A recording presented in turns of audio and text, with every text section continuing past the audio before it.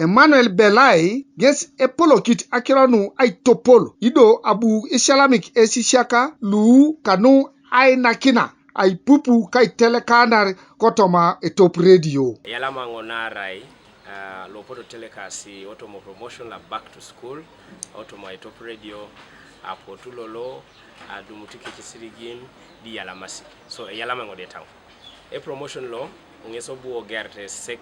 olabolo sodit la ngitakin itungalo elwaka konyo popete bobo kada sesene TV East do jasu moroto na park serere potsa tojoksi ebe ajuka kisi sirigini osimu no catch. So that mam kespo with chanchane de sirigina bune lailo otomo radio konyo dum tosbo kesda keche chomoroko kora shalam kine sukere saltos pokto se radio nebe kara sesene TV East e promotion kwa le tupakini ngesla Valentines Ichia uriaka kede edara kedwelu apotu imedauto kesa apotu ituroto TV East keda Etop radio kanu ay ganyit itunga ay todolono kini iye muto keda ay toloni kini ikeiboro luinera abeid yala mangololo nara nyamutu nginachika ngile utokana Etop radio ne alem nisirgin lo bunya siteleka tema so bunya sino bunge no mesimu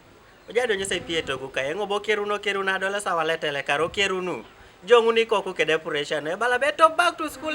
school tabaka ngabe kirora baki ile utokana anendo kwa ningisete bodo nyesangi sete bese stay ni full all me social studies abaka ide shaja ngisete noi lole nyamuto nge onatekanga alem ne ketiang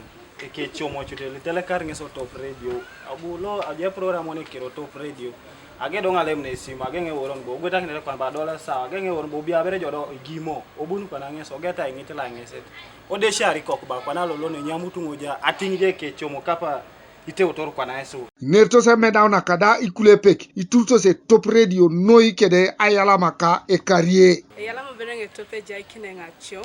abunge winning ane Top radio de Top radio mere radio le sabi shomi ngona katunya primary school nyanga lo mar kwa npise alama no ne je Top radio angete le kari kapu 50,000 koni kisinga ngi set apo plani so mai tidwe lo ostinya apa bongo ngo UC okwa mbe ngiti ngo UC in kula bongo ngo Uganda certificate of education sekesali mwana ngobe telekajo 50,000 ko panado ngone anakinika ka kesilupeli kapite ya chomu na pena 50 chutes na pena kanwa TV East tolbate dait koibuga soroti